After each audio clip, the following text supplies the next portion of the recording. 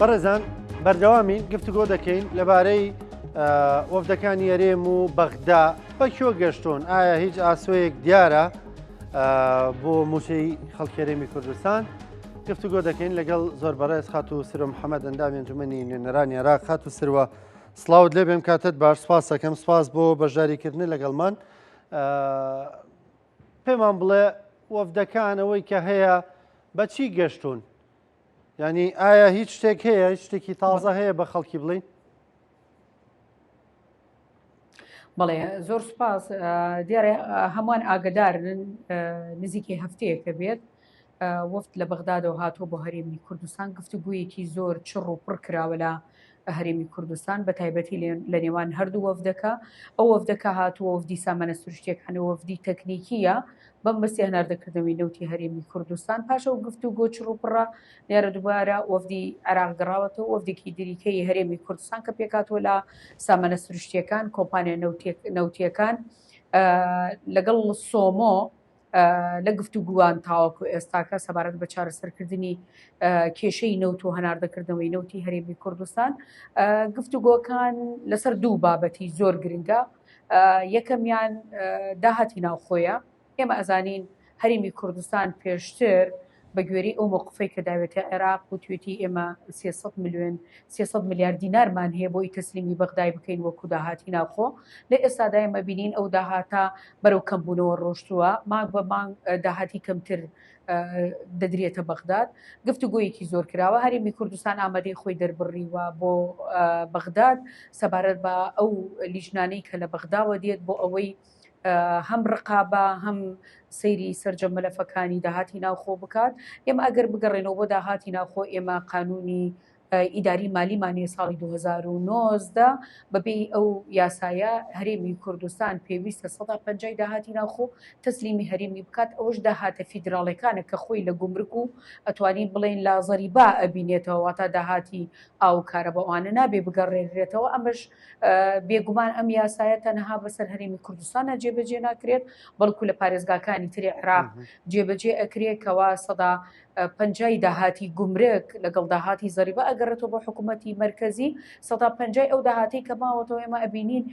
سوودێکی پارێزگاکانی تری عێراق سوودێکی زۆر باشی لێ ئەبینین. ئێمە ئەبینین هەزاران خەڵکیان بە گرێبەزدا مەزراندووە لە ڕێگەی پارێزگاکانەوە لەو داهاتی 150 خۆیانە لەگەڵ ئەو داهاتی کە پێڵێن داهاتی ئاو و کارەبا و کۆمەڵێ داهاتی تریش. بۆیە ئێستا هەرێمی کوردستان ئامادەی خۆیان دەربڕیوە کەوا وەفدێکی تایبەتی وردبینی لە داهاتی ناوخۆ لە بەغداوە بێتە هەرێمی کوردستان و تدقیق و وردبینی داهاتی ناوخۆی هەرێمی کوردستان بکرێت و ئامادەی خۆیان داوە بەپێی یاسای ئیداری مالی ساڵی 2019 ئەو داهاتە تەسلیمی عێراق بکەنەوە. دیارە ئەمە ئەتوانین بڵێن لەسەر داهاتی ناوخۆ کێشەکە ئەتوانین بڵێن لە 90 کێشەکان چارەسەر کراوە. بەڵام ئەگەڕێنەوە بۆ داهاتی نەوت، هەناردەکردنەوەی نەوت، حەقدەستی کۆمپانیا نەوتیەکان، ئەوەی کە ئێمە ئاگدارین لەو ڕۆژەی کەوا نەوتی هەرێمی کوردستان وەستا تاوەکو ئێستاکە بە ئەعترافی عێراق خۆی تاوەکو ئێستاکە 11 ملیۆن بەرمیل نەوتی هەرێمی کوردستان تەسلیمی بەغداد کراوە. بەغداد بۆ ناوخۆ بەکاری هێناوە، تا بۆ نەوتی ناوخۆ، بۆ بنزینی ناوخۆ، بۆ گازی ناوخۆ بەکاری هێناوە لە ڕێگەی وەزارەتی نەوتی عێراقەوە. بەڵام تاوەکو ئێستاکە حەقدەستی کۆمپانیا نەوتیەکان نەدراوە. بۆیە گفتوگۆکان بە شێوەیەکی گشتی لەسەر حەقدەری دەستی کۆمپانیا نەوتیەکانە. کۆمپانیا نەوتیەکانیش بە مافی خۆیان نەزانن لەبەرەوەی مدادگای فیدراڵی بڕیاری داوە کەوا ئەو گرێبەستەی کەوا لە نێوان کۆمپانیا نەوتیەکان و لە نێوان حکوومەتی هەرێمی کوردستاندا گرێبەستی یاسایین بەپێی دەستور و بەپێی یاسای عێراق پێویستە مامەڵە لەگەڵ کۆمپانیا نەوتیەکانە بکەن وەکو کۆمپانیایەکی کە مۆڵەت پێدراو لە عێراق و کۆمپانیایە کەوا گرێبەستی کردووە لەگەڵ هەرێمی کوردستانە. بۆیە تاوەکو ئێستا ئێمە ئەزانین گفتوگۆکان دڵخۆشکەرن. حکوومەتی کۆمپانیا نەوتیەکان داوای کردووە لە وەزارەتی دارایی عێراق و کۆزار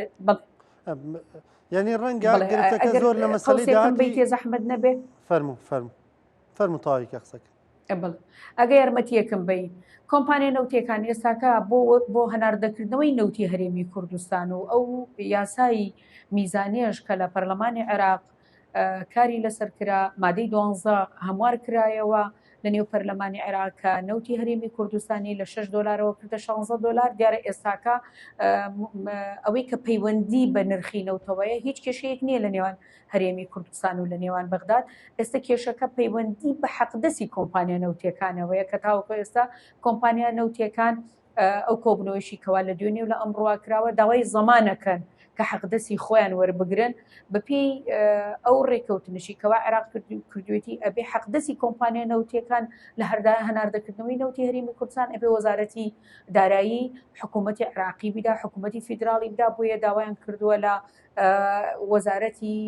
نەوتی عێراق کە زەمانەتیان بدات لە کاتی هەناردەکردنەوەی نەوتەکەی حەقدەسەکانی خۆیان وەربگرن. سەبارەت بە ئەو نەوتەشی کە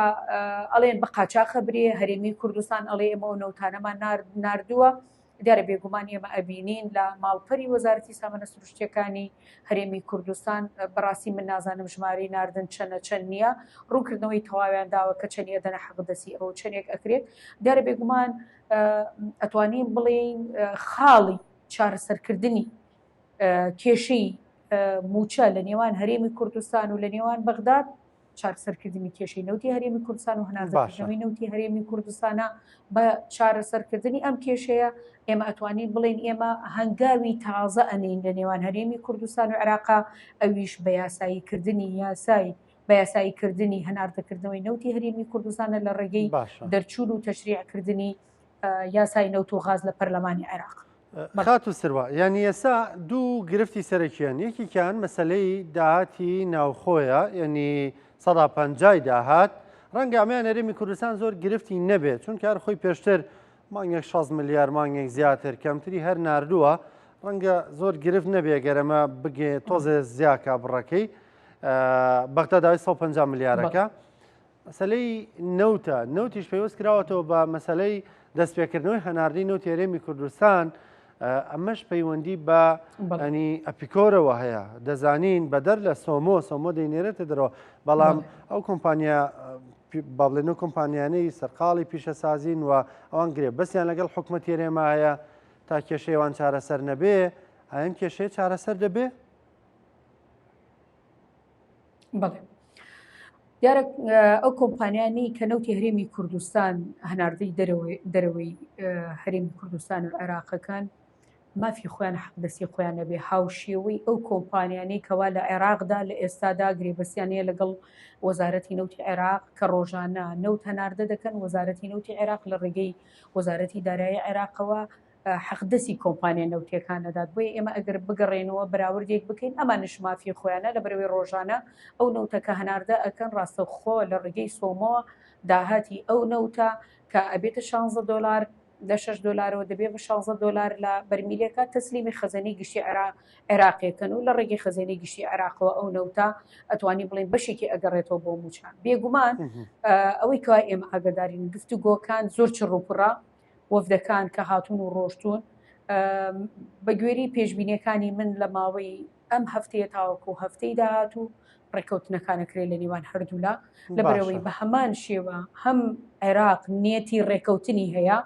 هەم هەرێمی کوردستانیش نیەتی ڕێکەوتنی هەیە بە هەمان شێوە کۆمپانیا نەوتیەکانیش لەو ماوە دوور و درێژەی کەوا نەوتی هەرێمی کوردستان نەدێدراوە زەرێکی زۆریان کردو ئەمانیش بە هەمان شێوە نیەتی ڕێکەوتنیانەیە بۆیە ئێمە ئومێ دەکەین کە هەرسێ لە ڕێک بکەون لەسەر هەناردنکردنەوەی نەوتی هەرێمی کوردستان و کێشەی موچەش چارەسەر بکرێ بەڵام سەبارەت بە ئەو ڕێکارانی کەوا حکوومەتی هەرێمی کوردستان موچەی مانگی پێنجی خەڵک ئەوێت چاوەڕێکە تا ئەم سێلایەنە ڕێکەکەون هەرێمی کوردستان و بەغدا و ئەپیکۆر و ینی خەڵک ئەوێت چاوەڕێ بکە هەتا ئەمانە ڕێکەکەون و ڕێکەوتی کۆتایەکەن و ئەنجام موچەی مانگی پێنجانیە بەڵێ بەداخەوە خەڵک لە ساڵی 2014ەوە تاوەکو ئێستاکە ئێمە ئەمان بینی چاوەڕوانەکە تاوەکو ئێستا ڕبع موچە و دیموچەی وەرگرتووە بەداخەوە لە 2014ەوە ئێمە ئومێدمان هەبوو بچێتە سەر بەغداد موچەی تەواوی ماگانە بێ وا ساڵێکە سەرڕای ئەوەی کەوا دادگای فیدراڵیش بڕیاری داوە لەسەر ناردنی موچە خۆرانی هەرێمی کوردستان ئێمە لە یاسای 3 ساڵەی میزانی عێراقا کە بودجەی هەرێمی کوردستان کە 12.68 زەمانمان کردووە بۆ عێراق بۆ هەرێمی کوردستان کە پێکاتەوە بۆ موچە خۆران دیارە بێگومان کە ئێمە باسی موچە ئەەکەین ئێمە تەنها کێشەی موچەمان نییە بەداخەوت تاوەکو ئێستاکە دینارێک لەو بودجەی کەوا ئێمە دامان ناوە بۆ بوژانەوەی هەرێمی کوردستان پرۆژە خزمەت گوزاریەکان بۆ بەرهێنا لە هەرێمی کوردستانە تاوەکو ئێستاکە فرسێکی نەهاتووە بۆ هەرێمی کوردستان ئەمەش هەمووی ئەگەڕێتەوە بۆ ناکۆکی سیاسیە لەو ناکۆکی تەکنیکیە ناکۆکی لە حەقدەسی کۆمپانیا نەوتیەکان و داهاتی ناوخۆ لە نێوان هەرێمی کوردستان و لە نێوان بەغدادا بۆیە ئێمە ئومێد دەکەین ئەم هەفتەیە ڕێکەوتنەکان کۆتایی پێبێت و بە گوێرەی ئەو زانیاریانەی لای ئێمەیە کە وەرمان گرتووە لە وەزارەتی نەوتی عێراقەوە گفتوگۆکان جێگەی دڵخۆشکەرین و جێگەی ئومێدن بەرەو چارەسەری یەکجارێکی بڕوە کێشە لە نێوان هەرێمی کوردستان بۆیە ئێمە ئەتوانین دڵنیایی بدەینە هەرێمی موچە خۆرانی هەرێمی کوردستان دڵنیایی بدەینە دام و دەستگاکانی حکوومەتی هەرێمی کوردستان کە تاوەکو ئێستاکە هیچ خزمەت گوزاریەک ناکرێ بۆ هاوڵاتیان ئاو کارەبا جادە ڕێگاوبان ئەبینین ئەوەشی ئەکرێ لە بەشێکی ئەو 150 داهاتی ناوخۆ ئەبینین چارەسەری کێشەی ئاو کارەبا پرۆژەکانی تر ئەکرێت بە ڕێکەوتنی کۆتایی ئێمە ئەتوانین بڵێن کێشەکان چارەسەرە بێ بۆیە بەداخەوە ئێمە هەمیشە قەیران بە قەیران چارەسەرەکەین ئێمە هەمیشە ئەڵێن کێشەکان بەرەو کۆتایی ئەڕوا دەبینین دووبارە قەیرانی تر دروست ئەبێتەوە لە نێوان هەردوولا ئەمەش ئەگەڕێتەوە بۆ ئەوەی کەوا سقە و متمانە لە نێوان هەرێمی کوردستان لە نێوان بەغداد نییە سقە و متمانە لە نێوان کۆمپانیا نەوتیەکان و ئەپیکۆر و وەزارەتی سامانە سروشتیەکانی عێراق و هەرێمی کوردستان نییە بۆیە بەدیلی گفتوگۆ و بەدیلی دانیشتن و بەدیلی مفاوەزات تەنها مفاوەزات و دانیشتنی ئێمە هیچ بەدیلێکی ترمانیە کە هەرێمی کوردستان ئەبێ بێتە سەر باری چارەسەرکردنی کێشەکان لەبەر ئەوەی بارودۆخی فەرمانبەران بارودۆخی موچە خۆران لە ئەو پڕی خراپیدایە ئێمە ئەو بۆ دوومان ئەڕۆین موچە خۆران موچیان وەرنەگرتووە بارودۆخی تەنها موچە خۆران نەبێت بارودۆخی کاسبکاران بارودۆخی بازار بارودۆخی دوکان بارودۆخی سەرجەم هاوڵاتیانی هەرێمی کوردستان نەک خراپە لە ئەو پڕی خراپیایە یعنی گەشتووە تا ڕادەیەکی ئێمە ئەتوانین بڵێن موچە خۆر کریسە یارەکەی نێبێ بۆدەوە بۆیە ئەمە کە ئێمە باسی موچە خۆرەکەین تەنها باسی موچە خۆری مەدەنی ناکەین ئێمە باسی هێز عسکەریەکانەکەین باسی ئاسایشەکەین باسی پۆلیسەکەین یعنی بە شێوەیەکی گشتی باسی فەرمانبەرانی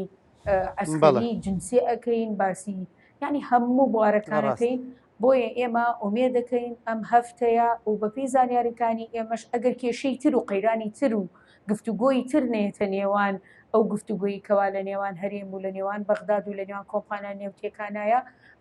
جێگەی دڵخۆشکەریە هەموو لایەنەکانیش ئێمە هەروەکو ئاگدارن وەکو پەرلەمانتارانی کورد تاوەکو ئێستا بایەکۆتی دادشنەکانی پەرلەمانمان کردووە تاوەکو ئێستا نەگەڕاوینەتەوە بۆ پەرلەمان گفتوگۆ لە نێو ئەنجومەنی وەزیران لە نێوان وەزیرە کوردەکان و لە نێوان ئەنجومەنی وەزیران بەردەوامە سەرۆکایەتی کۆمار بەردەوام لەسەر خەتە بۆ چارەسەرکردنی کێشەکان بۆیە ئێستاکە بە هەموو لایەکەوە کارمان کردو لەسەرەوەی کەوا کێشەکان بەرەو چارەسەر بڕوات بۆیە من ئەمەوێ یەک شتێک ئیزافە بکەم ئێمە کە باسی داهاتی ناوخۆ ئەەکەی بەڵێ بەپێی یاسای ئیداری مالی عێراق هەرێمی کوردستان ئەبێ گومرک و زەریبە تەسلیمی عێراق بکە کە پێی ئەڵێن داهاتی فیدراڵی لەبەرەوەی پارێزگاکانی تری عێراقیش بە هەمان شێوە ئەو داهاتە دەکەن بۆیە ئێمە ئومێد دەکەین حکوومەتی هەرێمی کوردستان و عێراقیش جارێکی تر فەرمانبەرانی هەرێمی کوردستان بێ ئومێد نەکەنەوە لەبەر ئەوەی بێ ئومێدێکی زۆریان بینیوە ئێمە پشتیوان وەکو نوێنەرانی عێراق لە بەغداد کورد ئێمە هەموو ئەوەی خوا ئاگدارە ئەوەی کە لەسەر شانمانە بە زیادەوە کردومانە بۆ چارەسەرکردنی کێشەی موچە ئێستا کاتی ئەوەیەکەوە هەرێمی کوردستانیش بێتە سەر چارەسەرکردنی کێشەکان و بە نیەتێکی تەواوە هەم هەرێمی کوردستان و هەم بەغداد فەرمانبەران بێ ئومێد نەکەن. هاتو سرۆ محەممەد ئەندامی ئەنجومەنی نوێنەرانی عێراق سپاس دەکەم سپاس بۆ بەشداریکردن لەگەڵمان سپاس بۆ ڕوونکردنەوەکانە